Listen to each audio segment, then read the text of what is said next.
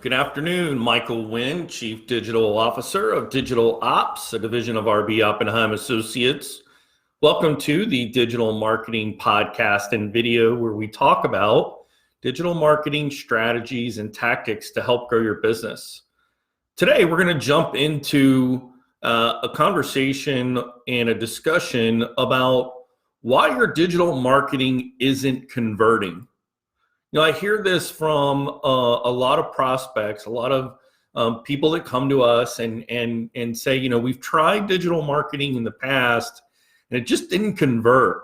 We just didn't get the new business that we thought we were going to get when we started running our ads.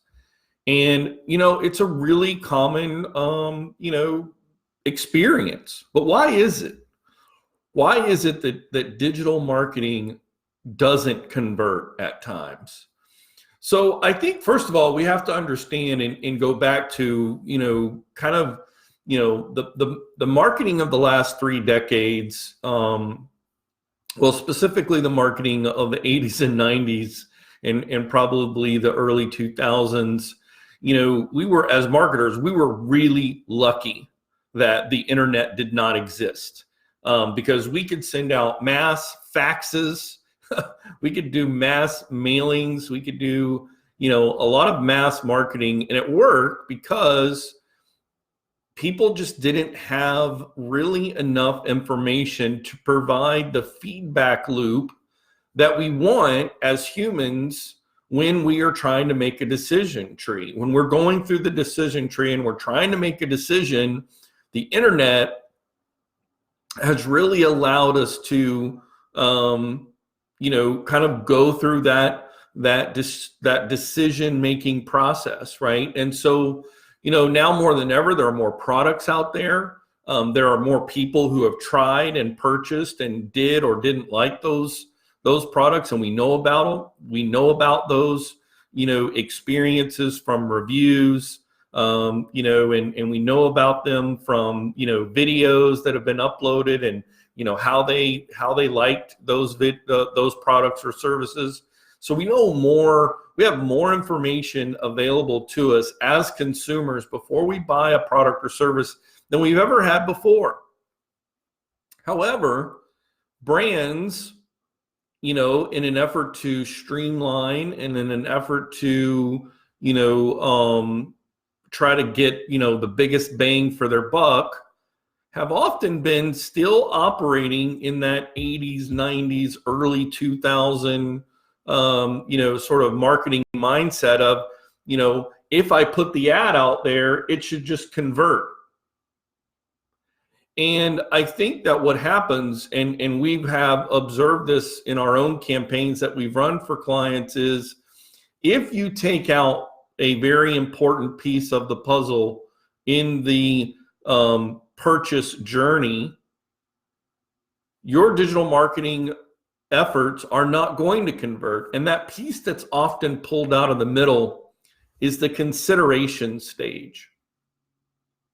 So we all know that digital marketing is great when it comes to building awareness about a product or a service. We can run ads on Facebook and Instagram and YouTube and LinkedIn and TikTok and Twitter and all Google AdWords and just everywhere. We can put ads out there that can help raise awareness of our brand, and that's great. And we can have people click on those, whether they are a text-based ad or whether they're a video ad or a dynamic ad or just a visual ad, and they can go to a landing page. But often, what we're missing is that content that's so valuable and that's essential to, as humans, what we're going to go through when it's time to make a decision. So think about this for a minute. When was the last time you went to make a purchase and you got to some point and in the back of your mind, you thought to yourself, let me think about this for a minute, or let me think about this overnight? What are you telling yourself? You don't have enough information to make the best informed decision. I mean, it really boils down to you've got probably one of 3 fears. Either you've got a fear of you don't want to buy the wrong item, right? It doesn't fit, it's not the right color, it doesn't meet your need. Or number two, the fear of overpaying. We want to make sure we get a good value. We want to make sure we make a wise decision. We don't want to get a poor return on our investment. Or maybe number three is kind of a combination of both, which is just the fear of making a bad decision. And we don't have to, because there's so much information that's available out there so that we can educate ourselves and we can feel confident when we make our decision that we've gone through and gone through the sort of research and discovery loop that's part of this consideration stage. So how do we do that? In 2020, think about it. What do we do first? We Google it, 100%, right? And then we read about it, and we read articles about, the pros and cons, or, the comparisons of, side-by-side comparisons of the products or services that we are considering. We're looking for articles on the internet who've already done the research for us, who've got the side-by-side comparisons, or maybe it's proximity. We're trying to find out, where the nearest place is so I can go get it. I may come to a decision that, in order for me to buy it, I'm going to have to travel a longer distance. So, information about proximity of where this product or service is, where I can get it, might be part of my, search engine exploration and research. Next, we're going to YouTube it, right? We're going to get on YouTube. We're going to, put in a search for it, because we want to see how other people have used it, right? We want to make sure, and that will help us answer the question of, does it fit? Is it the right color? Is it the right product altogether? Do I just not understand how it works? So watching a YouTube video is very helpful in that consideration stage. Number three is obviously reviews. I mean, with Amazon and Google reviews and Facebook reviews and all the different Yelp reviews, all the different reviews where we can read other people's, opinion about how they felt after they bought the purchase, it helps us make a decision.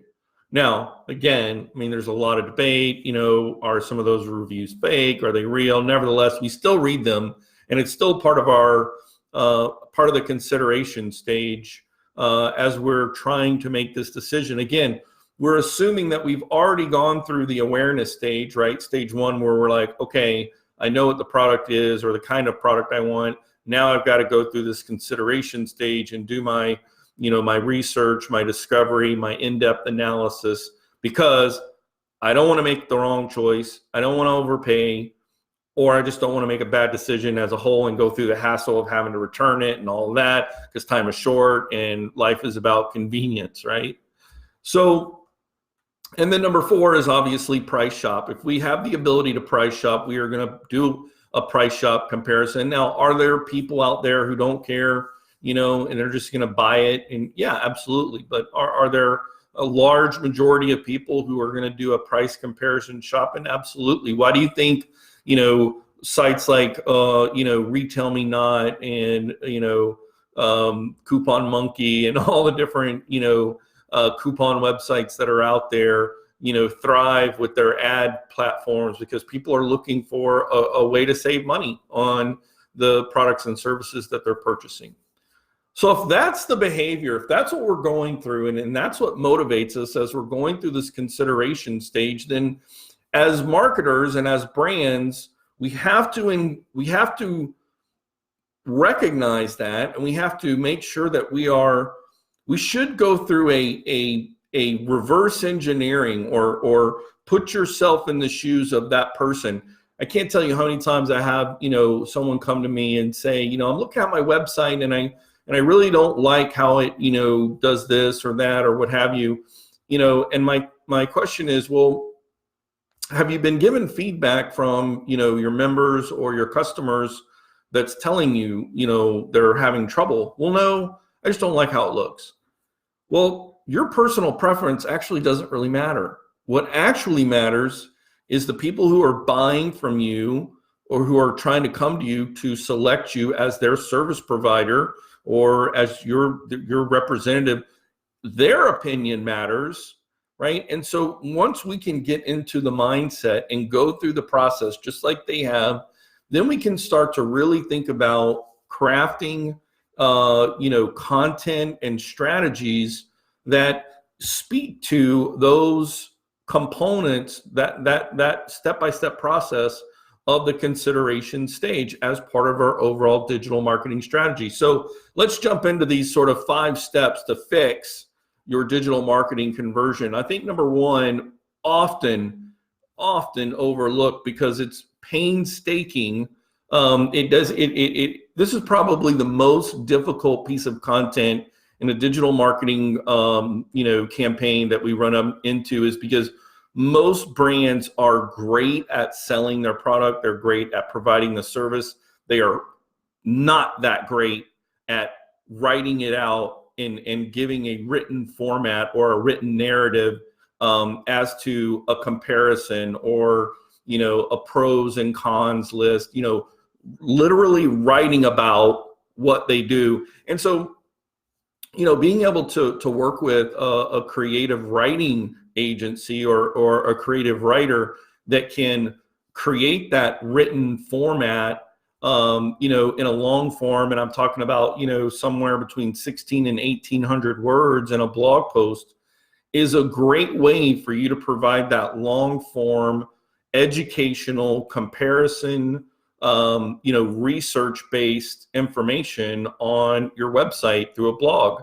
And again, when we went back to it, what did we say? The first thing that we did when we're trying to make our decision is we Google it, right? And so that is why creating a blog post with frequency based on relevant topics around the experience, the fear of making the right decision, go through and give examples of how it fits, how it meets the need, how it solves the problem, and go in depth into whatever granular detail you can provide in that. Google is going to see that you're an authoritative source for this type of content, and you're more likely to be found when people are trying to make their decision. Number 2 would be video and or audio content. And here it's really about demonstrating, through, actual video content or just a discussion, an in-depth discussion about the differences between, product A and product B, or, again, all of the things that we go through, the pros and cons, the, return on investment, the right fit, all the things that we know are the fear of consumers before they make that decision. This is the kind of content that we want to have in video and or in audio format, right? Because what did we say? Right after I Google it, the next thing I'm going to do is go to YouTube and try to find a video to see if it actually fits. So why wouldn't you create that content knowing that is what your a potential buyer of your product or service, that's what they're going to do. But often it's much easier to just throw an ad up there and hope they land on your website and click a button and pick up the phone and call. It's actually lazy, But if you want to be smart and if you want your digital marketing efforts to actually convert, you're going to have to think about and create this consideration content as part of your overall marketing strategy. And if you don't, your conversion rates are going to continue to be what they are. And if you're not happy with that, I hope you're listening to what I'm saying, because this is based on, you can Google this information. I'm not telling you anything that's not on the internet, right? I'm just giving you this example because I see it come up over and over every day because we're a digital marketing agency, right? All right, and so number 3 is reviews. Asking your clients for reviews and posting them on your website, or creating a direct link for them to write a Google review, or creating a direct link for a Yelp review or an Amazon review, any place that they can go and provide that review is so important, because again, we know that is part of the human decision tree. Once I find out that the brand exists and now I'm going to consider it in my choice of options, I need to be able to do that sort of research and discovery loop. And I'm going to do it on the internet, and I'm going to do it through blog posts, videos, reviews. And then number 4 would be price shopping. I think a lot of brands, try to avoid this often, and doing a side-by-side comparison against their competitors and what their price is, especially if their price is higher. But it doesn't necessarily mean that just because the price is higher, I'm not going to buy it, right? There may be some value, additional value within the product that I'm willing to pay additional for if I'm sure that it's the right fit, that it's going to meet my needs. I'm willing to pay a premium for that. I'd rather pay a premium, right, than go the cheaper route and be unsatisfied. Like, it reminds me of the pop sockets, right? They're like these new pop sockets that are out. I love these things on my phone. They're really easy. Like, there are these new ones that are like $5 now. They're so cheap. But in order to get them to stay, you have to twist. It's annoying. I don't like it. Yeah, I get it. I saved $10, but the convenience is not there, right? So it's not the right fit for me. It's not how I need the product to work, right? So I just like the good old fashioned pop it up, pop it down. I don't want to do twist and save $5. So that's just an example of don't be afraid to do the price comparison shopping, and provide that in a written format or in a video or in a podcast. And then number 5 is email marketing. Obviously, if you know people come to your website, they don't make the purchase, prompt them with, hey, would you like more information when we have new offers that come out, or when we have new product enhancements come out? Well, if I'm in that feedback loop, I'm going to say yes. Here's my email. Maybe I'll, whatever, put it in a folder or ignore it, or but if you're providing me value and insight, and you are actually sending me useless information and not trying to spam me with, sell, then that information is going to be relevant to me, and it will be part of that overall consideration stage that I'm going to go through. So these are the 5 things that, if you reverse engineer or walk backwards, through the internet of what your prospect, whether they are a member of your organization or, a consumer that wants to buy your product, or, a customer that you're looking to subscribe to your service, whatever that transactional relationship looks like for you and your business, if you're not incorporating a very large chunk of consideration content in your digital marketing effort, you're absolutely going to be disappointed with your digital marketing conversion rates, because we don't go from the awareness stage and skip right to conversion and buy it, unless the deal is just sick, like the stupid $5 pocket socket that I bought because the deal was super cheap and I went ahead and bought it. But for the most part, most brands don't, advertise 70% off or 80% off or something ridiculous like that. It's really about a value proposition, and so you have to have that consideration, stage. And so think about that. The next time you're sitting down with your digital marketing manager or your marketing manager, or you're working with your agency and you're asking the question, why aren't our ads converting?